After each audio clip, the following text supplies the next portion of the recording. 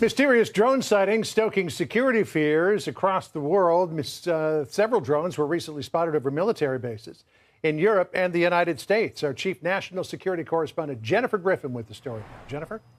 John, European NATO allies have logged 14 sightings of unidentified drones in just 2 months. Another example of how drones are becoming a global menace, especially near military installations. The latest incident occurred above Belgium's Klein-Brogel Air Base, reportedly home to U.S. tactical nukes. The unmanned drone reportedly hovered over a Belgian tactical fighter aircraft base for 2 nights, from November 1st through November 3rd. The site houses Belgium's F-16 fleet and will soon host its new F-35A fighters. The incident is reminiscent of the drone sightings over U.S. bases like Langley Air Force Base last year. According to Belgian authorities, these drones came in 2 waves. First, small drones that tested the radio frequencies, and then larger drones that drew concern from the public, designed to create panic. Belgium's defense minister, Theo Franken, confirmed multiple drones were spotted over the NATO-linked base last weekend. Quote, a drone jammer was used, but without success. A helicopter and police vehicles pursued the drone, but lost it after several kilometers.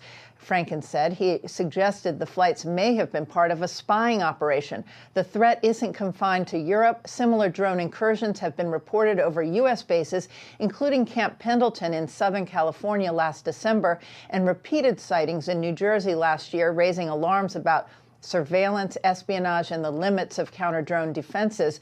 8 days after the inauguration, after suggesting otherwise, the White House tried to assure the public that the drones seen over U.S. military bases were not sent by an adversary. After research and study, the drones that were flying over New Jersey in large numbers were authorized to be flown by the FAA for research and various other reasons. Many of these drones were also hobbyists, recreational, and private individuals that enjoy flying drones. In time, it got worse due to curiosity. This was not the enemy. But in Belgium, the defense ministry is not so sure. The culprit there, likely Russia. John? Which would make it the enemy. Oh, sorry. The Supreme Court hearing arguments today on a very important case for the White House that deals with President Trump's tariffs and his executive ability to carry them out. Today, even some of the conservative justices were asking some pretty tough questions. Fox News Sunday anchor, I should say, and chief legal correspondent Shannon Bream, whom I had the pleasure of sitting next to last night. She zipped it overnight back to the Supreme Court to be there for us this morning. Hi, Shannon. Hey, Martha. Well, listen, the president has said this may be the biggest case ever at the Supreme Court, and there were certainly some Washington heavy hitters in the courtroom today, Secretaries Bessent and Letnick, and there were Democrats and Republicans from the House and the Senate all watching, and it boiled down to this question. Do these tariffs the president has levied equate to taxes? And if so, doesn't the taxing power rest solely with Congress? There were 3 hours of heated arguments, very tough questions for both sides of the aisle. And as you said, nearly every justice expressed skepticism at some point about how the president has used these emergency powers. Justices Kavanaugh and Barrett kept returning to this question. If the plaintiffs in this case concede that the president does have the power to shut down trade altogether, why wouldn't he also have the power to do something lesser than that in imposing these tariffs? Here's Justice Kavanaugh. Why would a rational Congress say, yeah, we're going to give the president the power to shut down trade? I mean, think about the effects. But you're admitting that power's in there. Yeah. But can't do a 1% tariff.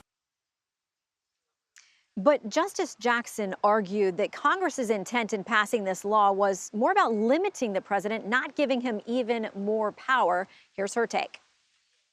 Congress enacted this legislation with the intent of preventing the president from having unlimited powers in this area. And you're asking us to now interpret that statute consistent with an understanding that Congress wanted to allow the president to do pretty much whatever he wanted in this area. And Martha, by the way, there was a discussion that came up from Justice Barrett saying, you know, undoing this kind of thing could be sort of tricky. She said, potentially a very big mess. We wait to see what the court does, Martha. Shannon, thank you very much. More to come on that later. We start with two milestones. Today marks the one-year anniversary of President Trump's historic re-election. He marked it with his notable Trump dance. It also officially marks the government shutdown, the longest government shutdown in American history. How is our capital city marking the former? Well, it's protesters turning out today for an anti-Trump rally outside the Supreme Court, dressed up, of course, in costumes, of course, from The Handmaid's Tale, and for some odd reason, of course, with an inflatable frog costume. It's all to make the point about fascism. And even with all that noise outside, inside the halls of the Capitol are quiet as the standoff over funding the government drags on. To a record-breaking day 36. Is there any hope for a breakthrough? We did see a little bit of movement today.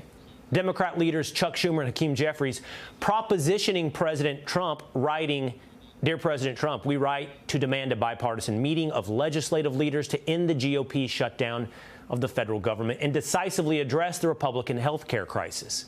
Democrats stand ready to meet with you face to face, anytime, in any place. Thank you for your attention to this matter." Cute. Not so cute. The answer to the question of why now. Maybe it's that they're feeling pressure from their colleague Bernie Sanders, who may have said the quiet part out loud from Chuck Schumer's podium. Of course there's an establishment, and of course there's a division within the Democratic Party. There's no secret to anybody here. What are we seeing in Maine? What did you see in New York City? What are you going to see all over this country? You're going to see progressives running, protecting the needs of the working class, taking on big money interests, fighting for an agenda that works for all, not just the few. No great secret there.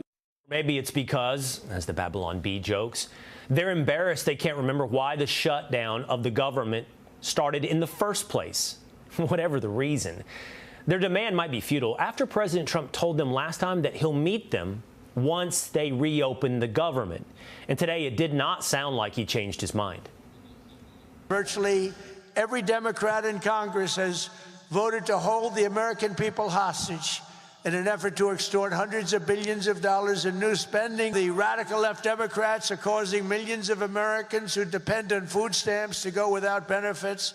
They're forcing federal workers to go without paychecks, and they're stranding thousands of travelers at the airports. And you understand it, and they understand. President Trump fighting against religious persecution around the world, ordering the Department of War to prepare for potential military action on the ground in Nigeria, and threatening to cut off aid to the African country if they don't do more to protect Christians from jihadists, as the State Department redesignates Nigeria as a, quote, country of particular concern. This designation was removed in the Biden administration. Watch.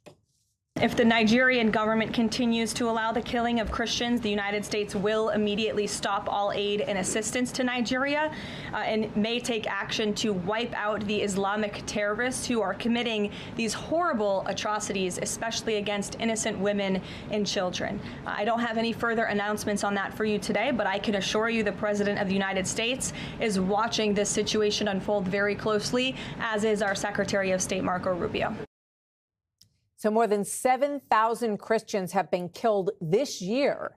19,000 churches have been targeted or destroyed since 2009, and over 125,000 Christians have been killed in the same period, according to the International Society for Civil Liberties and the Rule of Law, who keep track of these killings, even though they so largely go under the radar of news coverage. Here now exclusively today, President Trump's ambassador to the Holy See, Brian Birch. Ambassador Birch, welcome. It's good to have you with us from Rome. Thank you very much for joining me. You know, most people are not aware of this. I think the awareness is growing in recent days and months over this, with President Trump's recognition of it. What do you say to the Biden administration, or to those who say, you know, this isn't what's happening? It's really a dispute over land in Nigeria. It's not religiously based. Well, thank you, Martha. You're absolutely right. This has gone under the radar for too long. And thanks to our president, he's brought attention to this issue. As the president has said, Christians are facing an existential crisis in Nigeria. They're literally being slaughtered by the thousands, sometimes hundreds per day. And this is being done by radical Islamic extremists and they are responsible for this slaughter. And thanks to the president, he has stepped up. He has said he is ready and willing to act. The United States will not stand by and watch the slaughter of thousands of Christians in this country. And the Nigerian government has a responsibility to protect its citizens. And thanks to the United States, we recognize that religious freedom is a cornerstone of human dignity, and this is a foundational element of our foreign policy. All right, so that brings me to my next question, because we give a lot of aid to Nigeria, $550 million in U.S. aid in 2025. And then there's another possible approval of $346 million in weapons going to Nigeria. So is this money, this aid, contingent on any country that it goes to upholding basic American values or risking losing that money? Well, you're right. This is exactly why this designation is so important and why the president made this decision, is that because they have now been designated a country of particular concern, foreign assistance, weapons, all sorts of support, sanctions, everything is on the table, including military action, as the president has said. But this is not an effort to try to isolate or threaten the Nigerian regime. This is an effort to call them to their responsibility that they have to their citizens, to protect people of faith, to protect religious minorities. This includes Muslims, by the way. There are peaceful Muslims in this country as well. But these Islamic extremists are weaponizing religion to justify terror, and it needs to stop right now. So what is Pope Leo's take on this with regard to President Trump saying that he would consider military action against these groups that are killing Christians? Well, the Pope spoke out this summer, specifically when there was a large massacre where several hundred were killed in a single day. He called for prayers. He prayed for them. And when the Pope speaks, as you know, the world listens. And that compassion means something. I think the Vatican has sought to kind of reduce tensions here, to try to turn down the temperature. They have pointed out that this has multiple causes. There's economic, there's fights over land, there's corruption. But there is no mistaking that Christians are being targeted because of their beliefs. And the Vatican cares deeply about religious freedom as well. There's not a meeting that I am in where the question of religious freedom is not raised here in Rome. Whether it's in the Middle East, whether it's in Europe, Central, South America, this is a very significant issue for the Vatican and the United States. Well, you have a very interesting position as ambassador to the Holy See and the first American Pope in Rome. So we hope to hear a lot more from you. Ambassador Birch, thank you.